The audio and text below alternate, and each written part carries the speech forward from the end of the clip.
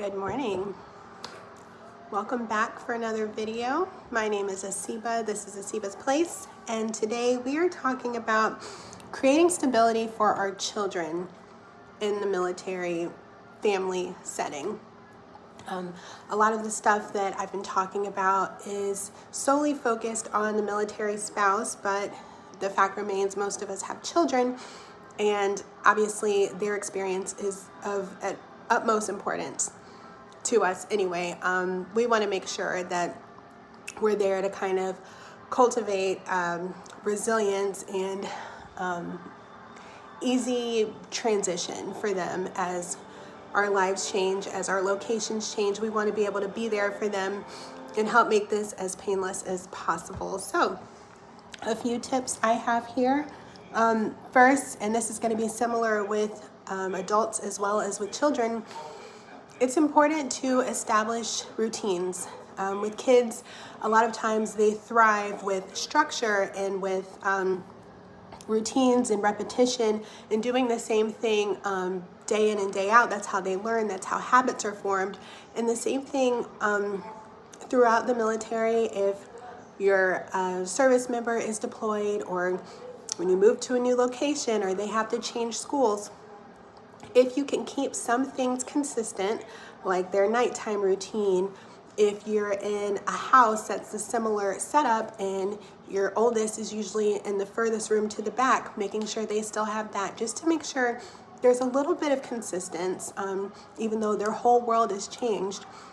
If they know that some things are consistent, there are things they can still rely on, that's going to really help build resilience for them. Next, it's important to communicate with your kids. They're listening and they're smart and they retain a lot more things than we give them credit for. So definitely be there and just have those conversations with them. If there's something that they're feeling uneasy about, or if you want to talk to them about a move before it happens, or talk to them about, okay, daddy's going to be gone for a few weeks before it happens. It's just important that you have that two-way communication with them, and they can communicate what they're feeling, what they're thinking, and you can kind of be there to reassure them.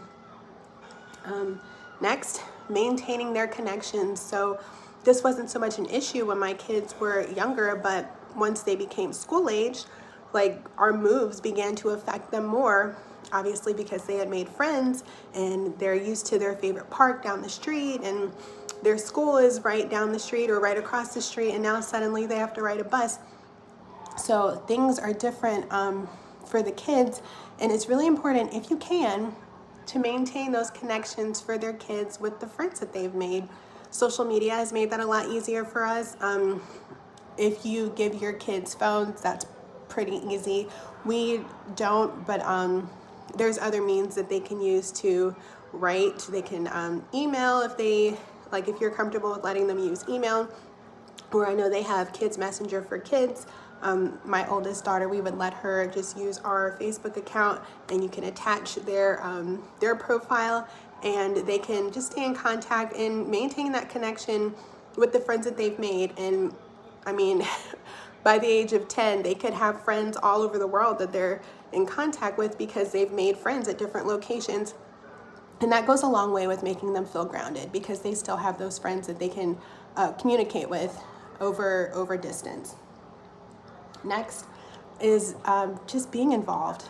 Like, if your kid is at a brand new school in this brand new house, if you're able to, be there at their school. If you're able to volunteer or be a part of the PTA, or go with them on field trips just to help them feel grounded, that's going to go a long way. Parents, obviously, especially spouses of service members, we are the stability, right? Like, we are the one thing that's consistent from one place to another. So if we can help them feel comfortable at their new school, or at a play group, if you have younger kids, being there for them to keep that groundedness is going to go a long way in helping them feel comfortable. Next, I said provide emotional support. So this kind of goes back to when I was saying make sure you're in communication with them. if they're sharing their emotions with you, like you hear all the time, kids are resilient, they'll be fine, they're doing better than we are, they're handling it better than we are, maybe. But it is important to address emotions, especially with the younger kids, or I guess even still with teens. My oldest isn't quite a teen yet, but when she was a little bit younger, she would be more likely to express her emotions, and now you kind of have to dig deeper to find out, like, what are your thoughts on this? How are you feeling about this? And if that's the case, by all means, be there to support those emotions. They need that. They really do. Next, prepare them for moves. So the first time I remember doing this was when we were leaving Japan, and then we were moving to New York City, because our kids had made friends. They had already started to school, so they had a concept of where we were in the world. We are in Japan. That's where we live. And before we moved, I remember showing them pictures and telling them, because they had no concept of New York. They didn't know what New York was. This is where we're moving. And I showed them pictures of what the city looked like, and this is what the base looks like, and this is how your school is going to be, and how different things are going to be. It's important to make them a part of that process. Before that, we didn't, because they were younger. They didn't really understand. But once they're old enough to understand, get them involved in the process. Okay, maybe they physically can't help move, especially if you have the military moving your things, but to help them understand and grasp what's happening, like, yes, we're uprooting our entire lives, it's good to just include them. Like, give as much information as you're comfortable to them about the new location and get them ready for it, prepare them for it. Seek support whenever it's applicable. If your children need emotional support that you don't feel like you can give, there are resources out there. Military One Source is a really good one. If you have faith leaders that you want to address things with, if they're in a youth group, or if they have friends whose parents are able to help with emotions and counseling or things like that, I think that's a great resource.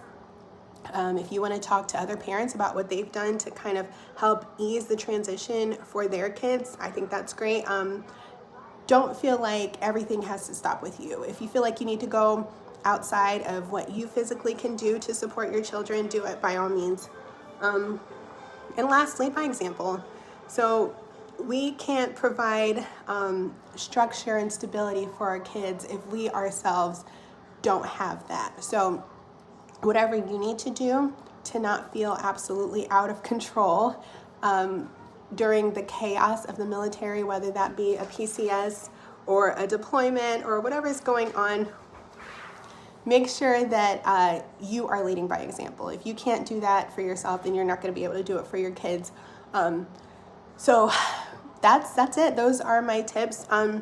Speaking of being stable for yourself, if you would like some tips on that, I have a guide that I created, and it's the same things that I do to kind of make myself, to kind of reinforce for myself, like, you are the stability. Like, you guys are moving, maybe he has a different job, maybe he's leaving, the kids have a new school, but I have to remain stable for the kids, for the family, for my husband. So just some tips that I kind of use for myself. I created a guide with those, so I'll link it down below if you want to grab it. It's totally free. It'll be down there.